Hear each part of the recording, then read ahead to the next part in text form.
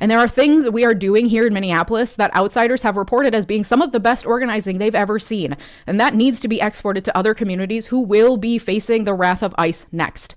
We have to share notes on what's working. So let's talk about what's working in Minneapolis. You know how I said you can't drive for 10 minutes without seeing an ICE raid? The reason you know it's an ICE raid is not because of the flashing lights and the heavily armed men. You don't see or hear them first. The reason you know ICE is up to no good is because within 2 minutes of an ICE sighting, there will be 10 to 50 people in the streets honking their horns, blowing their whistles, screaming at them, filming them, making their job as hard as possible every time without fail. Part of the strength of the ICE rapid response in Minneapolis is because of how well organized and decentralized it is.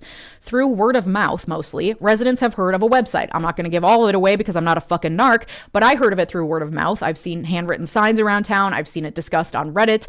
You go to this website, you enter your name and email. Everything is encrypted to the fucking teeth. A volunteer then reviews your information and within minutes sends you an email with further instructions. You click on an encrypted, password-protected document. Within that document, there are links to encrypted documents based on your neighborhood. You click on that and it brings you to the document about your neighborhood. And in that document, there's information about your neighborhood Signal chat group. Signal is a chat app that's encrypted end-to-end. But before you can find any links, there are incredibly clear instructions about the rules of engagement within the neighborhood Signal chat. This is not a place for voyeurs. By joining the Signal chat, you are agreeing that you will be available as much as possible to drop everything at a moment's notice and go out and blow your whistles and alert your neighbors should there be an ICE sighting in your area. You are not allowed to go into the chat and ask questions or gather information as someone who just wants to be in the know, but you're not willing to participate in the active rapid response. There are clear guidelines for how you are to report an ICE spotting, following the salute model to spread information, not panic. What is the size, size or strength of the presence? The actions, what is ICE doing? The location or direction, what their uniform or clothes look like, the time and date of the observation, and the equipment and weapons they are carrying. And there are clear guidelines for how other members of the group chat can tactfully interrupt people who aren't following the rules of engagement with the Signal group. And then you're put in a Signal group not only for your neighborhood, but also there are groups for your specific street. And there are mechanisms for how those street and neighborhood Signal groups can communicate with other neighborhoods and streets so that the movement of ICE can be tracked.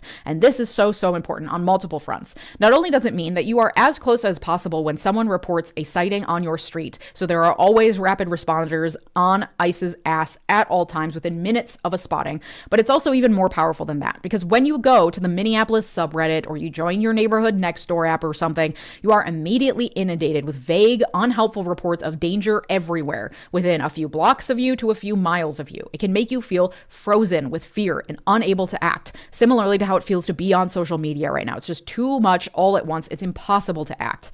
With a hyper-local chat group, you are only getting the information you need to know, and you know exactly what to do when you get that information. But also, remember how I've been harping for months, if not years at this point, that you need to know your neighbors, because that is who we rely on in these trying times. Well, better late than never. Now you have an ongoing direct chat with all of your closest neighbors. And this is important not only for the rapid response in this moment, but for the months and years to come, because again, this is not the climax. I am so sorry. This is not the end. And even if ICE leaves Minneapolis and our streets feel quiet and safe again, those connections and networks will still exist.